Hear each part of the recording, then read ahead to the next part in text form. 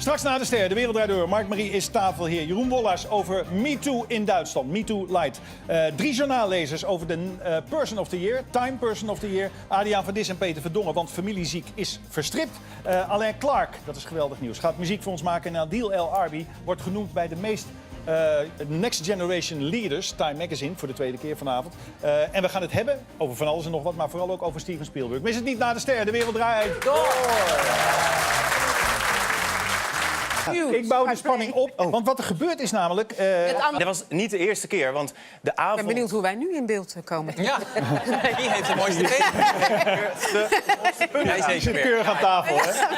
Ja, maar toen de ARD had een avond... Persoon van het jaar. Het is een van de meest prestigieuze eindejaarsverkiezingen in de wereld sinds 1927. In dat jaar wees organisator Time Magazine Charles Lindbergh aan als eerste Person of the Year.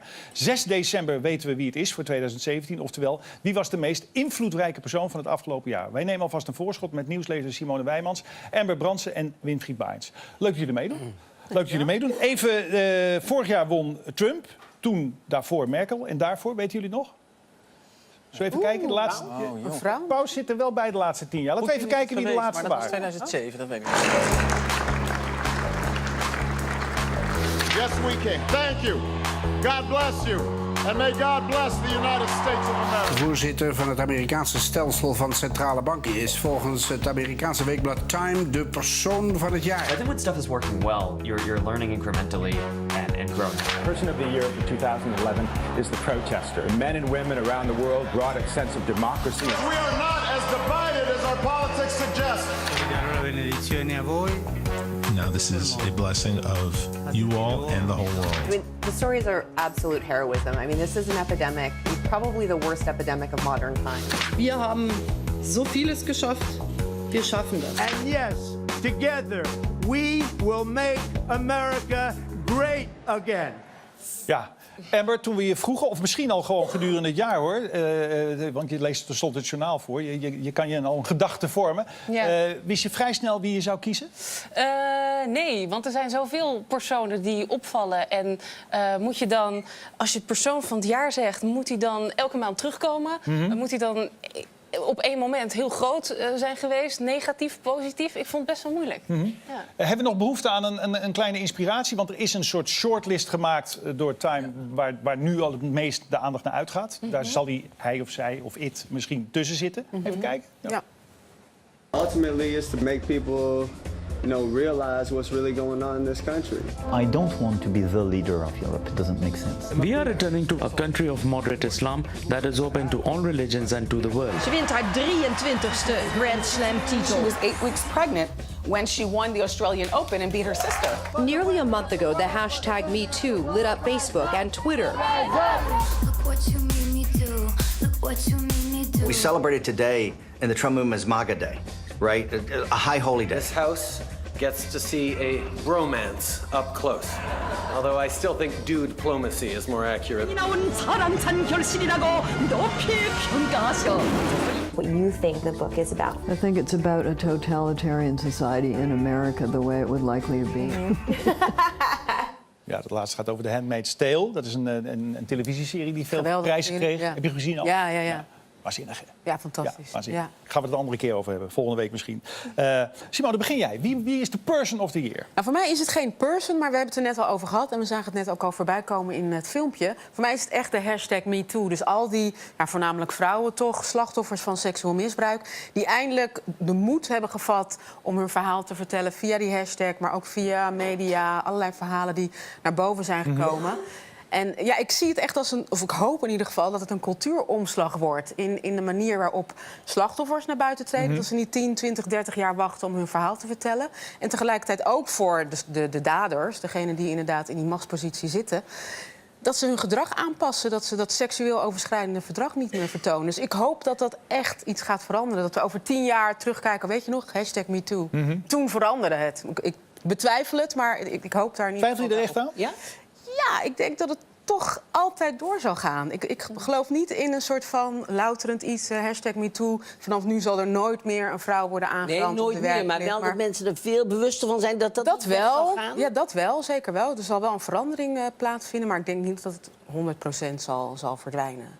Merk jij een verschil? Want jij bent een hetero man. In jouw dealing met vrouwen. Nee, maar dat je, niet zozeer dat jij grensoverschrijdend gedrag hebt. Heel zorgvuldig.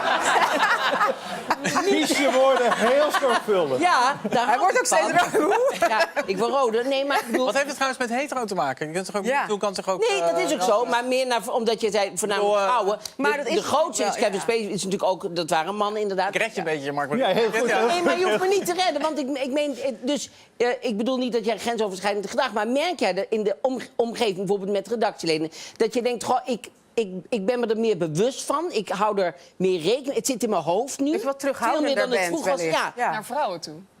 Ja? Dat zou kunnen, grensoverschrijdend gedrag, daar ben ik niet volgens mij niet in de buurt geweest. Nee. Maar als het gaat om een hand op een schouder, wat misschien heel collegiaal is en gewoon vriendschappelijk, dan heb ik wel eens even gedacht, is dit nog wel... Ja, als ik eerlijk ben... Ook ten koste van hartelijkheid en... Dat hoop ik niet, Maar het is een eerlijk antwoord op jouw directe vraag. Ik geloof dat ik me dat wel eens heb afgevraagd. Ja, maar ik vind bewustzijn wel goed. Misschien in eerste instantie worden mensen een beetje krampachtig daardoor. Dat is natuurlijk dit is misschien een beetje krampachtig. Maar wellicht over een tijdje dat je denkt... oké, ik weet wel hoe ik ermee om moet gaan. En dat is wel belangrijk, ja. Hoe gaat het met je? Nou, nee.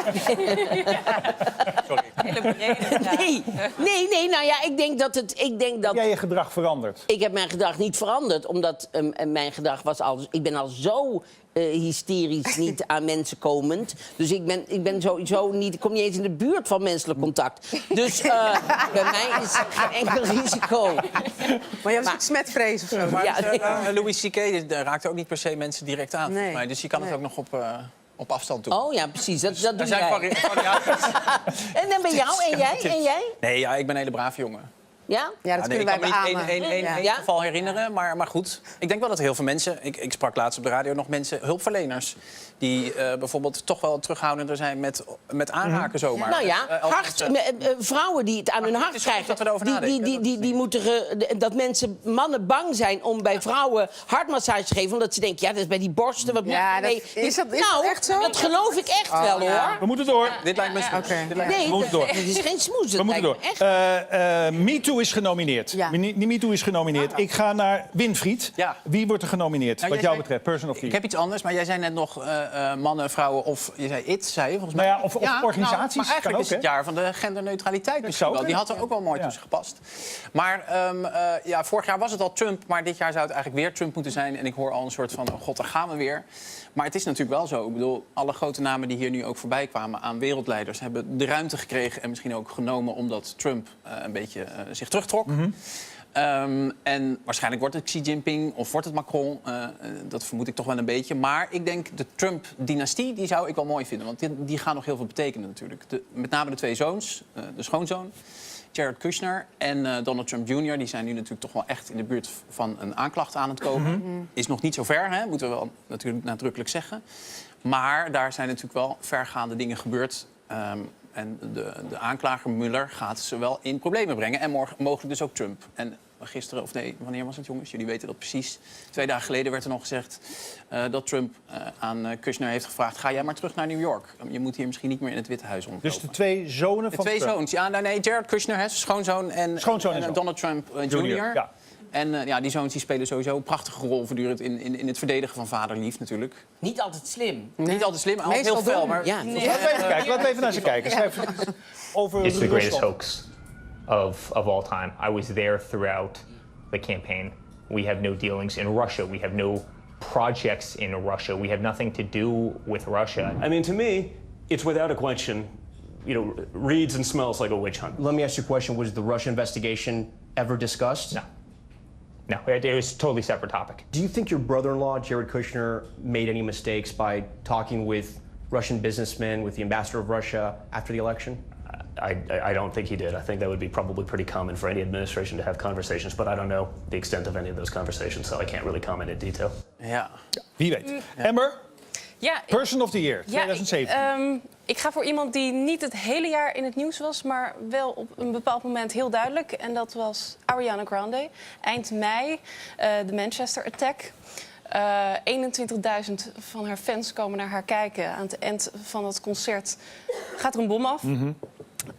22 doden. Jongste slachtoffer, meisje van 8. Ze heeft hele jonge fans. Dat zijn gewoon kinderen. Tieners, kinderen. Zij is gebroken, laat ze weten op Twitter. Gaat terug naar de VS, waarbij ik dacht... Waarom ga jij terug? Je moet in Manchester zijn. Jij moet bij de nabestaanden zijn. Jij moet met de gewonden spreken. Waarbij ik later realiseerde hoe zwaar dat voor haar moet zijn geweest. De last... de rest van haar leven bij zich dragen. Dat 22 mensen het leven hebben gelaten bij haar concert. Buiten haar schuld, heel duidelijk. Maar die kwamen wel naar haar kijken. 13 dagen later organiseert zij een enorm benefietconcert. In Manchester weer, in Manchester. toch? Ja. Ze is terug in Manchester. De Cricket Ground, geloof ik, ja. Ja, voor mij ging het hier echt om een aanslag op een symbool van onschuld. En zij, ze is zelf 23, nu 24, dat zij daar staat, dat zij dit doet voor haar fans. Natuurlijk geld inzamelt, maar in de eerste plaats Manchester troost, de wereld troost, ons allemaal een beetje troost. Een meisje van 23, dat heeft me toen heel erg geraakt. Het is genoteerd. Ik dank jullie allen. De Time Person of the Year 2017 wordt op 6 december bekendgemaakt. Tot 3 december kan er worden gestemd.